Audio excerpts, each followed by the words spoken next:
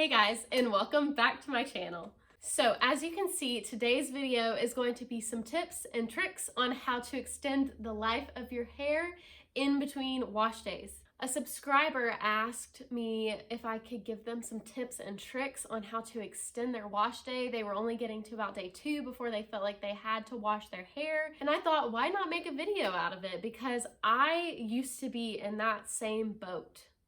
But it is doable. You can extend your wash day. So let's just jump right into this video.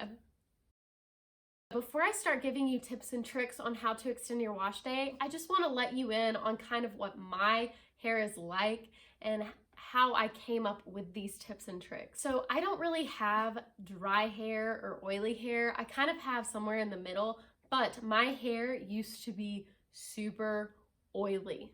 Like really oily. I would wash it every single day.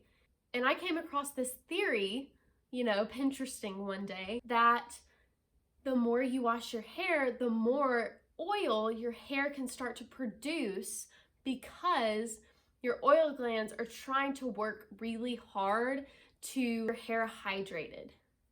Slowly but surely, I started using these tips and tricks to extend my wash day. Now, let me tell you, it took a lot of time.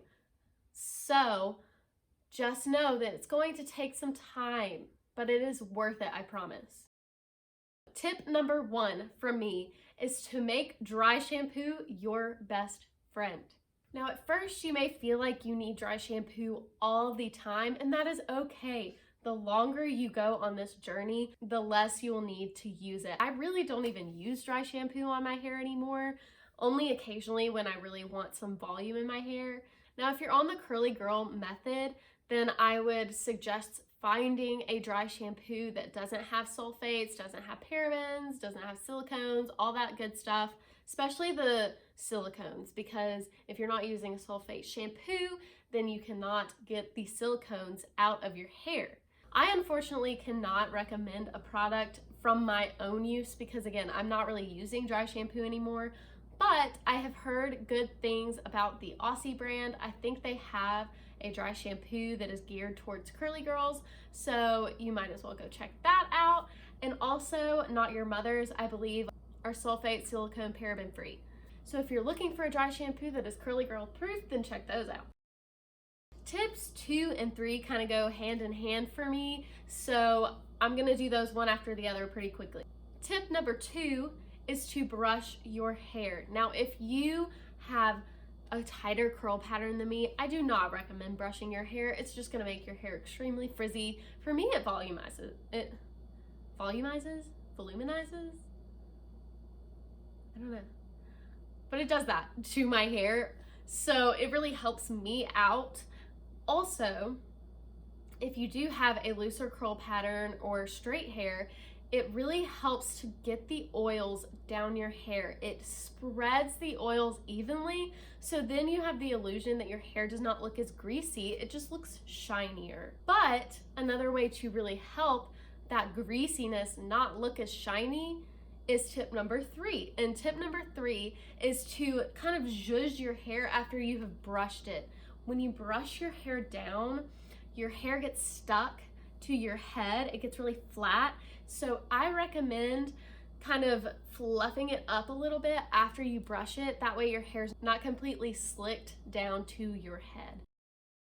So tip number 4 is probably my most favorite when it comes to the very last few days before wash day, day 4, day 5, and that is hairstyles. Guys, hairstyles help you so much because honestly, you can't really tell if your hair's greasy, is it wet, is it slicked down?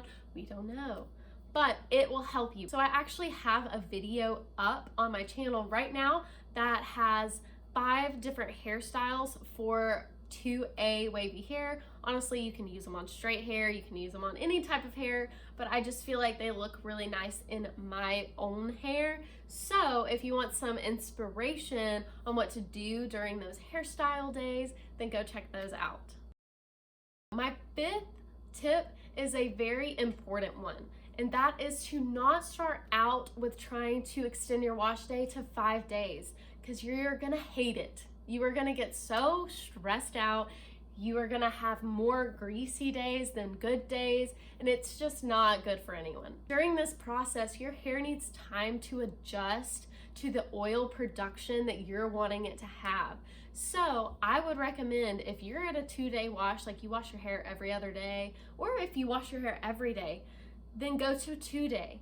And then once your hair starts getting good with the 2-day, go to 3-day, and so on until you get your desired amount of time in between wash days.